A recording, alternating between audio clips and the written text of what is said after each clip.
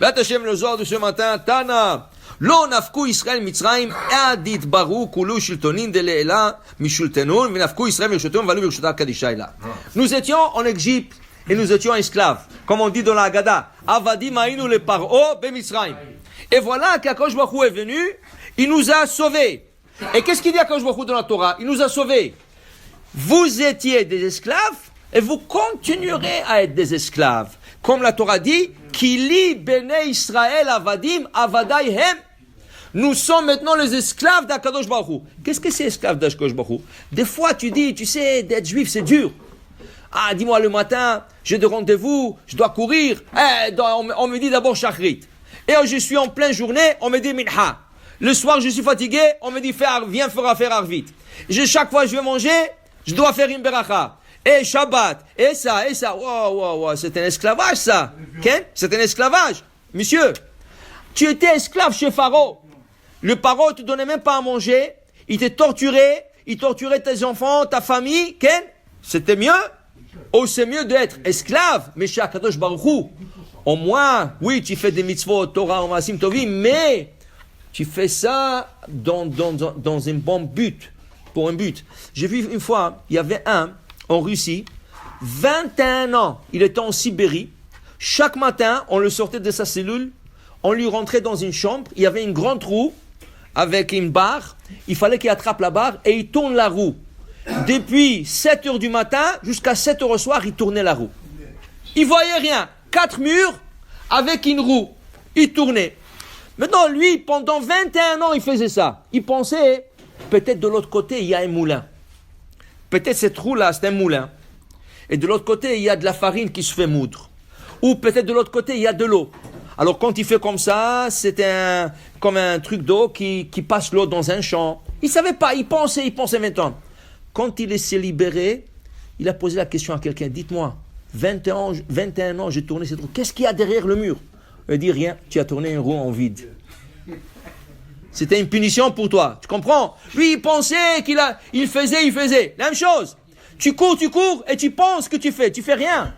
Quand tu fais, c'est tu fais dans la Torah, dans le mitzvot, dans le maasim tovim. Tu étais esclave. Qu'est-ce que tu faisais? Tu faisais des briques.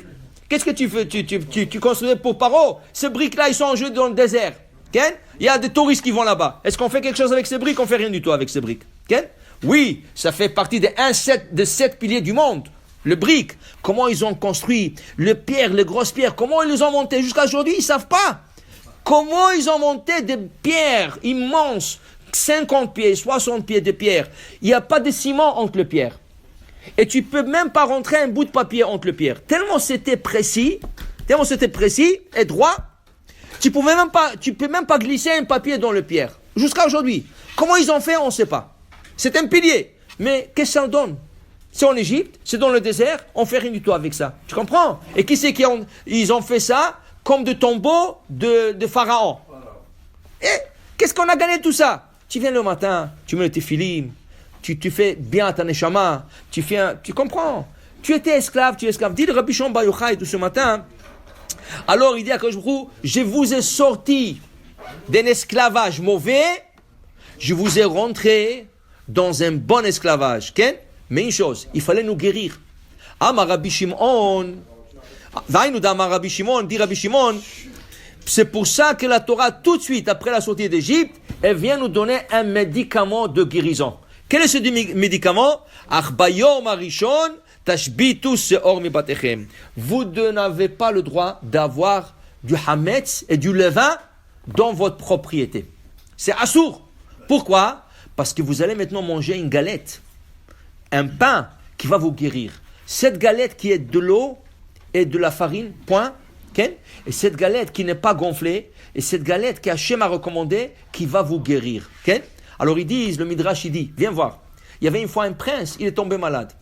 Alors le docteur qui l'ont examiné, ils ont dit au père, écoute, il est allergique au pain. Alors il faut pas que tu lui donnes le pain. Il dit, pas de problème. Maintenant, qu'est-ce qu'il a fait le roi? Comme c'est un prince, son fils c'est un prince, il savait que lui va lui dire non, et lui c'était un petit, c'était un jeune, il voudra. Et s'il ne peut pas l'avoir lui, il va donner ordre à un de ses serviteurs. Qu'est-ce qu'il a fait? Il a sorti de tout le palais le pain. Il Il n'y avait pas de pain de tout le palais. Même si un serviteur veut aller le chercher, il ne peut pas. Dis à Kadosh Baruch Hu, je vais vous guérir. Alors, Loi Matzeh Bebatechem, dans vos demeures, il n'y a pas, même si je vous dis, ne mangez pas le pain 7 jours. Mais s'il y a dans le placard du pain, tu vas le manger. Tu vas être tenté. Dis à Kadosh Baruch Hu, Loi Matzeh Bebatechem. Vous ne pouvez même pas l'avoir chez vous. Pourquoi? Vous allez guérir. Alors, on dit que le pain, la matzah de Pesach, c'est le pain de guérison. L'achma d'asvata. Asvata, ça veut dire la refoua. Pour dire que c'est ça la fête de Pesach. On guérit notre âme par ce pain et on se joint à Kadosh Baruch Hu. Ça veut dire on devient les esclaves de Kadosh Baruch Hu. La Torah, c'est pas dur. Alors, il y en a qui disent comme ça, regarde, quand tu dis la Torah, c'est lourd, c'est comme quelqu'un qui prend un tonneau. Il le met sur son dos. Le tonneau, ça pèse quelques kilos. Tu marches quelque part, c'est lourd, je ne peux plus le porter, tu le poses. Quand tu plonges dans la mer, tu sais combien de centaines de tonnes de litres il y a sur toi? Et tu es comme un poisson, tu nages. Pourquoi? Ça dépend. Si tu le prends sur ton dos, c'est lourd. Si tu plonges dedans, tu es comme un poisson. La même chose. La Torah, si tu la vois comme un fardeau, si tu vois la Torah comme un massa, quelque chose que tu dois porter, et c'est lourd, et midha, et brachot, et tout ça, oui, c'est lourd. À la fin, tu vas te fatiguer. Mais si tu plonges dans la Torah, ça fait partie de ta vie. C'est une routine déjà. Tu vas voir, tu vas nager comme un poisson. Amen ve amen.